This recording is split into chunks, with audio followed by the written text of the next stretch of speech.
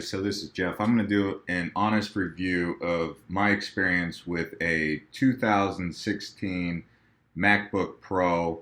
I got this one from Apple. I ordered it, and I'm just going to share my experience with it.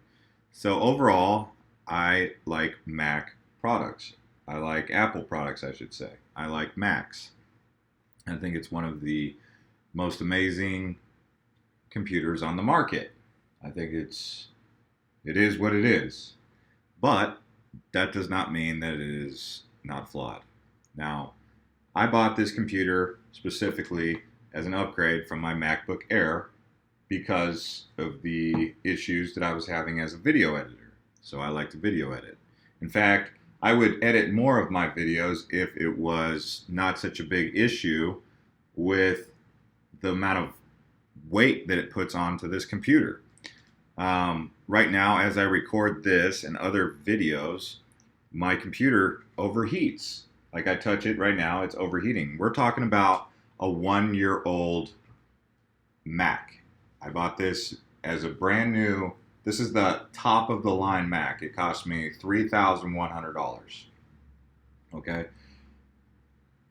For it to not be able to do various, it's a laptop, by the way, to not handle the editing load that I put on it is not what I was told. If I would have known that it was going to struggle like it struggles, I mean, it's still strong, it still gets the job done, but it doesn't get the job done that much better than a MacBook Air, and that was what was surprising to me because I paid the extra $2,000 to get the strength in the computer, that I needed to edit. I should be able to edit pretty fast. I shouldn't be having my computer overheating. I mean, that was why I was told that the reason my computer overheats was because my graphics card and my RAM and my gigabytes were all just not enough for it.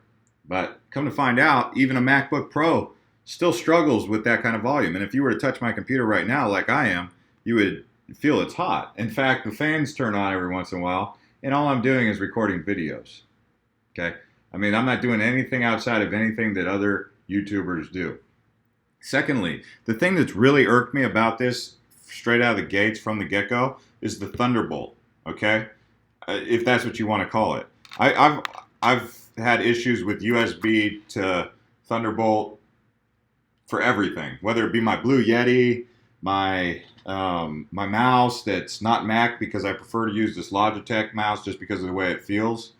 When I'm hooking it up to a monitor, flying my drone and needing to pull out the SD card, I need an extension for that, just because of the Thunderbolt. And it's just one thing after another with every technology except for Apple is using a USB. So no one's caught up to this. It's kind of silly that I have to buy all these adapters, and then I'll order adapters online. They'll come in the mail, and they won't even be the right adapters. They won't work correctly. So it's just been a headache. I would say for sure do buy your Mac products from the Apple Store because they do work best, I guess. Even then, you still have issues. Another thing, as you're listening to this, I'm recording on my laptop. There's this weird noise that's always over the microphone. I mean, this is a $3,000 computer, and the microphone has this fuzzy background noise. It's always recording whenever I'm just using the internal speakers, which is the reason why I got the Blue Yeti. But because of the issue with the USB, I've had issues with getting this beautiful microphone going, and I could blame one of the two things. I could say, well, it's the Yeti or it's the computer. And I don't know which one it is, but it's a brand new Yeti, and I guess it's a $3,000 computer, so who knows? But I'm assuming that one of them is failing. But I guess the main point that I want to emphasize here in an honest review is that, like I said, I like the Apple products, and I want to be able to go overseas and make videos and do everything that I was told that this computer can do. But with a lot of the inferiorities that I feel are in this unnecessarily, and the complications that were put into it. And it just goes back to the whole point of, you wonder, Apple, do they take time to listen to their customers' experience using their products?